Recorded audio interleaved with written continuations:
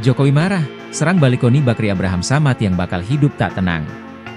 Menganggap podcast yang dilakukan Abraham Samad dan Koni Rahakundini Bakri berisi fitnah terhadap mantan Presiden, Joko Widodo, Jokowi, kelompok barisan relawan Jokowi Presiden, Bara JP, melaporkan keduanya ke polisi.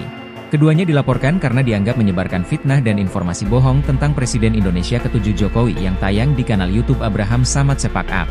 Kami telah membuat laporan ke Bareskrim Polri karena video itu diduga menyebarkan framing buruk terhadap mantan Presiden Joko Widodo, kata Sekretaris Jenderal Bara JP, Rally Reagen, melalui keterangan tertulis, Senin, 6 Januari 2025. Reagen menyebutkan, tayangan itu memuat informasi bohong dan menyesatkan yang tidak memiliki sumber yang jelas. Dia juga menilai konten tersebut berpotensi menimbulkan kegaduhan di masyarakat. Tuduhan terhadap Pak Jokowi dalam podcast itu sangat merusak reputasi beliau, yang sebelumnya pernah menjadi wali kota Solo dan gubernur DKI Jakarta. Penyebaran berita tersebut kami anggap sebagai berita bohong karena tidak melalui prosedur yang benar, ujarnya. Podcast berdurasi 48 menit 20 detik itu berjudul, di sini Profesor Koni buka rahasia yang hasto. Terbongkar aib Kel.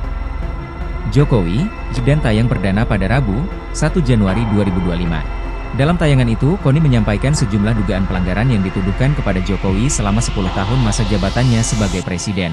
Ia juga menyebutkan soal penetapan Sekjen PDIP Hasto Kristianto sebagai tersangka dalam kasus suap Harun Masiku. Pasca tak lagi menjabat sebagai pimpinan KPK, Abraham aktif sebagai pengacara dan podcaster.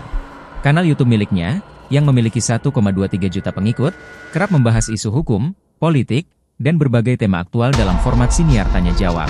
Koni Rahakundini Bakri, di sisi lain, dikenal sebagai pengamat militer dan hubungan internasional.